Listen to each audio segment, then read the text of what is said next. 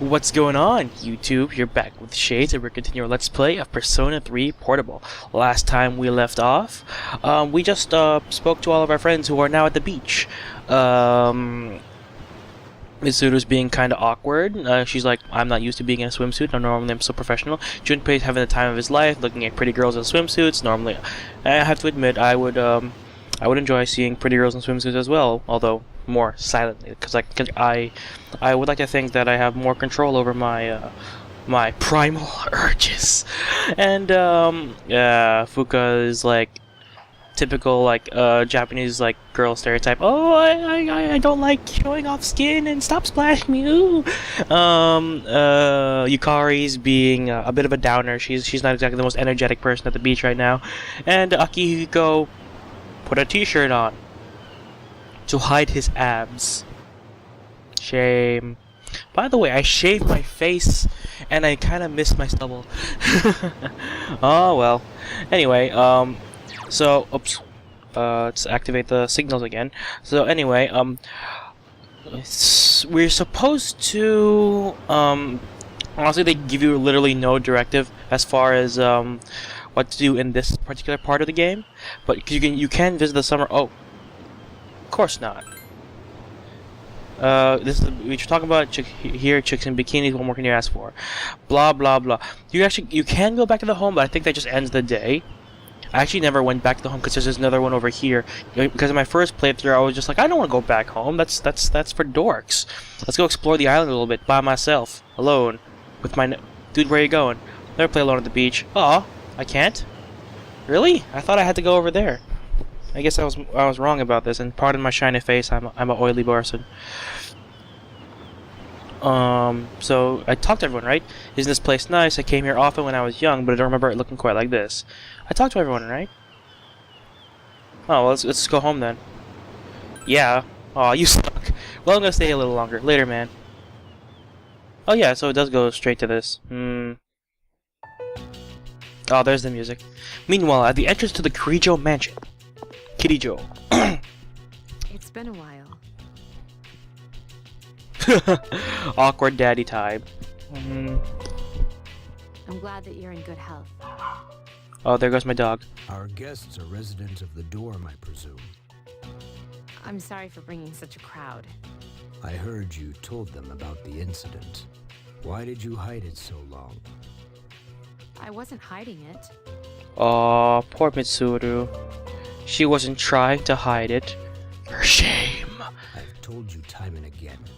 None of the blame is yours. Oh, so he's one of those I care about my daughter, but I'm also a really gruff person who's socially awkward. But two in harmony surpasses one in perfection. Ooh, I like that line. That has been our guiding principle since the Kirijo family separated from the Nanjo group. I don't know what that is. You must learn to trust in others, Mitsuru. There are things in this world that cannot be accomplished alone, no matter how many sacrifices you make. I do like how the most angry-looking person in the room is preaching, "You must trust others." like he's missing an eye. He looks really stern, but he's like, "You have to trust your friends. They're there for you. You can't do this alone." yes, Father. You accessed our database, didn't you? That's another thing. Why didn't you ask me directly instead of using this trip as an excuse? I'm sorry. Bring them here. All of them. I had no intention of concealing the truth from them. I've made preparations to disclose everything. Everything? Everything. There's a girl named Takaba in your group, correct? For her to awaken to her power, it must be fate. Well, yeah, that'll be explained later. I already know what this is, but I don't want to tell you guys just yet. Father? Oh, there goes my dog again. The Kirijo family Yukushima mansion reception room. Everyone is gathered after a sudden invitation from Mitsuru's father. From what I understand, Mitsuru has already given you the short version. Yes, indeed. Oh, yes. Well, Sorry. it's true. We adults are to blame. Adults are always to blame. Fix our economy, damn it. If I could have atoned for it with my life, I would have done so. Don't do that. Now, I have no choice but to rely on you. Oh yeah, only we have the potential. I always found that a really weird, whether it's a trope or a cliche, I never really know, because I don't know the difference between the two.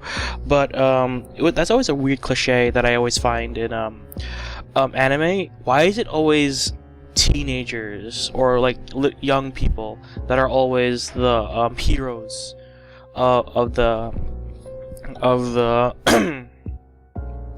story? I get that it's supposed to be symbolic, like, oh, the next generation is what will save us. We have to rely on the children. That the older generation has to know when to step back and let the new people take over. But it's just so weird. It's like put teenagers in a dangerous situation that they may or may not be mentally prepared for. Great. Sounds like college. Okay. What my father wanted to create with those monsters' power was a time manipulation device. Was it getting old or something? That's what he was trying to do? Imagine if you could control the flow of time, eliminate unwanted events before they occur. With such a device, you could shape the future to your liking. Damn, that's insane. I'm insane. However, under my father's direction, the research began to stray from its original goal. In his later years, my father seemed to have only nihilism in his heart. I don't know what that word means. I should look that up. Now that I think about it, his madness may have resulted from his struggle to break free from that. Nihilism. It does sound bad. My vocabulary needs to be expanded. It's only natural that you want to know the truth. And it's my duty to tell you. Dog's playing with a chew toy. Sorry guys if you hear that, we gotta keep the little guy occupied. Also, he can't hear me from my room, cause in my room there's shutters right over there, and he hears me literally I stay up to midnight, and if I don't plug in headphones, he stays up with me because my laptop, he can hear my laptop. Oh, I didn't read that. This is the only existing footage of the accident, recorded by a scientist who was at the scene. Can I just say, I'm really grateful that this entire game is voice acted. Well, the main parts of the game, because I noticed that whenever I read these these dialogue options, I always read them really fast, or because the rate I read is really fast and my mouth tries to catch up, and sometimes it comes out as garbage or muttering, and I really don't like that. So voice acting is a blessing. A video recording? It looks like a scene of the accident. The video quality is poor, making the shown man's face unrecognizable. I pray that this recording reaches safe hands. That voice! Her father! My employer has become obsessed with a loathsome idea. This experiment should have never even been conceived. I'm afraid what I've done will result in an unprecedented disaster.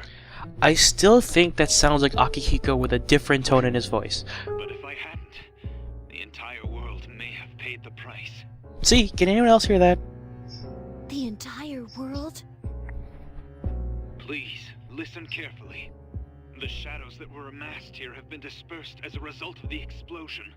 To end this nightmare, you must eliminate all of them. I am to blame for this. I knew the risks, but I was blinded by the promise of success. And so I didn't raise any objections. It is all my fault. Huh? By the way, I'm sorry if you can't see my face. The lighting in my room is awful if I try to record in the daytime, because I unfortunately cannot record at night for multiple reasons. But whatever. The man was visible on the screen for a brief moment, but the video ended after a large explosion. Dad? Told you, it was her father. Sorry for the spoiler. You mean... that was... Father. His name was Eiichiro Takaba. He was the head researcher at the time, a very talented man. But we are the ones who are responsible. We pushed him to continue the research. The Kirijo group is to blame for his death. I can't believe it. So that means my dad caused it all? The Dark Hour, Tartarus, the people who died in that incident? It was all his fault? Oh dear, she's gonna shift the blame now. You okay?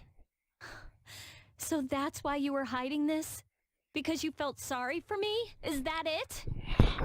There goes the unnecessary drama. No, Takeba, I don't want your pity! Yukari ran off. Takeba! Mochi, shush.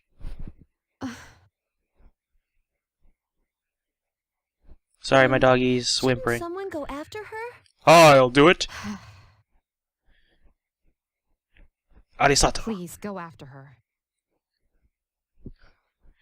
Sure. Thank you. You decided to head after Yukari.